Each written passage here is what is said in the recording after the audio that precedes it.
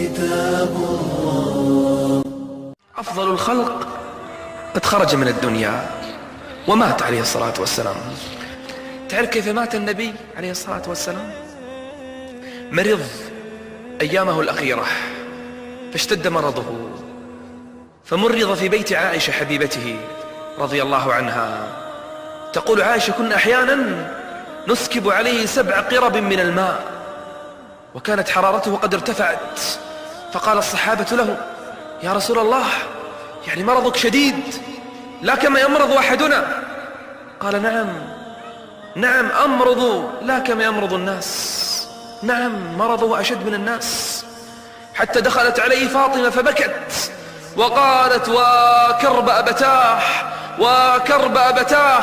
فقال عليه الصلاة والسلام: يا فاطمة، لا كرب على أبيك بعد اليوم. خلاص، هذه اللحظات الأخيرة في آخر الأيام، آخر أيام حياته عليه الصلاة والسلام، أمره ربه أن يخرج إلى المقبرة فيستغفر للمؤمنين. فخرج إلى الغرقد، بقيع الغرقد، فجلس وأخذ يستغفر لهم.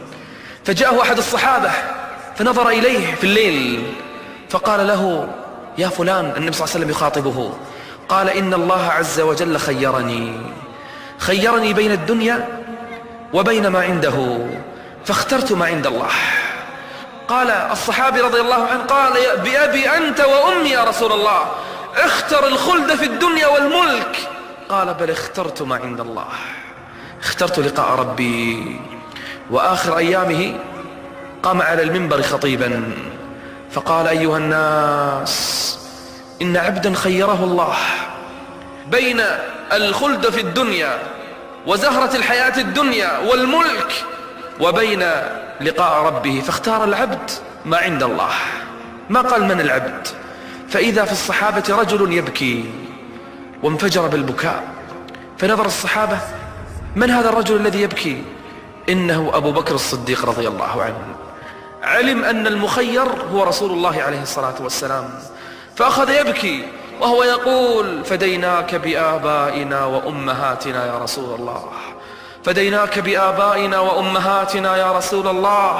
فقال عليه الصلاة والسلام: قال: لو كنت متخذا خليلا لاتخذت أبا بكر خليلا، لكن صاحبكم خليل الرحمن. فاشتد مرضه عليه الصلاة والسلام وجلس في بيت عائشة يمرض يوم بعد يوم، يقوم إلى الصلاة متثاقلا، يصلي بالناس فيرجع، يصلي متثاقلا ثم يرجع. تقول عائشة: آخر حياته كان يصلي جالسا مما حطمه الناس، حتى جاء اليوم فجاءه بلال يؤذنه بصلاة الفجر. قال: يا رسول الله، صلاة الفجر. قال: يا بلال، مر أبا بكر فليصلي بالناس، خلاص لا أستطيع بعد اليوم أن أصلي بكم، مروا أبا بكر فليصلي بالناس. فقالت عائشة: يا رسول الله، إن أبا بكر رجل أسيف حزين يبكي ما يتحمل الصلاة. قال: مروا أبا بكر فليصلي بالناس. فجاء بلال قال: يا أبا بكر، إن الرسول يأمرك أن تصلي بالناس. من؟ أنا أصلي بالناس؟ نعم إنه أبو بكر، لكن فرق بينه وبين النبي عليه الصلاة والسلام. فإذا بأبي بكر يقيم بلال بالصلاة وأبو بكر يتقدم. تخيل الآن وضع الصحابة، أول مرة ربما تقام الصلاة ويفتقدون إمامهم، قائدهم، نبيهم، حبيبهم، يلتفتون: أين هو لم يخرج. من تقدم؟ إنه أبو بكر. وضع صعب لأبي بكر رضي الله عنه. كبر أبو بكر في الصلاة وكبر الصحابة، فإذا النبي عليه الصلاة والسلام يقوم من مجلسه فيكشف الستار. أي ستار؟ بينه وبين المسجد ستار، غرفته عند المسجد. فكشف الستار ونظر الصحابة كأن الصفوف قد اختلت، ظنوا أن النبي سوف يخرج عليه الصلاة والسلام، لكنه نظر إليهم وابتسم وفرح وقال: يأبى الله والمسلمون إلا أبو بكر، لا يرضون إلا بأبي بكر رضي الله عنه. ومر يوم ويومان وثلاث ويشتد المرض بالنبي عليه الصلاة والسلام ويصلي في بيته، وتأتي عائشة وتجلس عنده، فيدخل عليهم من؟ يدخل عليهم عبد الرحمن. شوف الأنفاس الأخيرة لمن؟ لحبيبنا عليه الصلاة والسلام. والصحابة ينتظرون شفاءه، ينتظرون خروجه، ينتظرون حبيبهم يصلي بهم.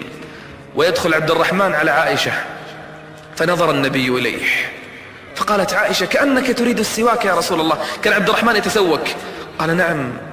أشار إليها أن نعم، فأخذت عائشة السواك ورطبته بريقها، فأعطته النبي يتسوك في اللحظات الأخيرة وفي الأنفاس الأخيرة. فتسوك النبي عليه الصلاة والسلام. تقول عائشة: فوضعت رأسه بين سحري ونحري في حضنها. انظر لما يشتد الألم، أي حضن أفضل من حضن عائشة؟ أي مكان عند النبي اختاره إلا حضن عائشة؟ فوضع رأسه بين سحرها ونحرها، ثم أخذ يلفظ أنفاسه الأخيرة وهو يقول: قاتل الله اليهود والنصارى اتخذوا قبور أنبيائهم مساجد، ألا لا تتخذوا قبري عيدا، ألا لا تتخذوا قبري عيدا. وأخذ يقول وصاياه الأخيرة: الصلاة الصلاة وما ملكت أيمانكم، الصلاة الصلاة وما ملكت أيمانكم. ثم أخذ ينظر إلى السماء. تقول عائشة: فإذا به يقول كأنه يخاطب أحدا، بل الرفيق الأعلى، كأنه يخير، بل الرفيق الأعلى، بل الرفيق الأعلى. تقول عائشة: وما هي إلا لحظات. فغمض النبي عليه الصلاة والسلام عيناه أو عينيه. وضعت عائشة رأس النبي على الفراش وغطته عليه الصلاة والسلام، وانتشر الخبر. الصحابة يتناقلون: صحيح الخبر؟ الرسول مات؟ حبيبنا نبينا قائدنا؟ سمع عمر بن الخطاب رضي الله عنه بالخبر فقال: ما مات رسول الله، من زعم أن النبي قد مات ضربته بالسيف. ذهب يكلم ربه، وعده ربه كما وعد موسى ربه، وسوف يرجع، سوف يرجع ويضرب بالسيف أعناق أقوام يزعمون أنه قد مات. ما مات رسول الله، من زعم أنه قد مات ضربته بالسيف. سمع من؟ أبو بكر بالخبر، فأسرع الخطى، خرج من بيته، وصل إلى بيت ابنته عائشة، فتح الباب وجد عائشة جالسة. الخبر صحيح؟ نعم. جاء إليه، كشف الغطاء عن وجهه، نظر، فإذا النبي عليه الصلاة والسلام قد توفي. قبله بين عينيه، دمعت عينا أبي بكر، قال: طبت حيا وميتا يا رسول الله، طبت حيا وميتا يا رسول الله، والله والله لا يذيقنك الله الموت مرة أخرى. خلاص، هي الموت الأخيرة. ثم غطاه وخرج إلى الصحابة. نظر الصحابة ينظرون في دهشة، ينظرون ما الخبر. عمر يهدد الناس، أبو بكر صامت. قال أبو بكر: يا عمر اجلس. ما جلس عمر. يا عمر اجلس. ما جلس عمر. يا عمر اجلس. عمر لا يجلس. عمر الصدمة أخذت قلبه، الدهشة وهول الأمر جعلت عمر بن الخطاب يهدد الناس: من زعم أن محمدا قد مات ضربته بالسيف. ترك أبو بكر عمر وذهب بالناس يخطب فيهم، فانجفل الناس كلهم خلف من؟ خلف أبي بكر، وجلسوا يستمعون. ماذا يقول أبو بكر؟ كلهم يتمنى أن الخبر غير صحيح، أن الخبر غير صحيح. فقام أبو بكر ثم قال: أيها الناس، من كان يعبد محمدا فإن محمدا قد مات، فإن محمدا قد مات. تعرف ما معنى قد مات؟ الصحابة ماذا يتذكرون؟ يتذكرون قائدهم في الجهاد، يتذكرون لما قام على الصفا قال: إني نذير لكم بين يدي عذاب شديد. ماذا يتذكرون؟ يتذكرون يكبر فيهم بالصلاة، يسوي صفوفهم. ماذا يتذكرون؟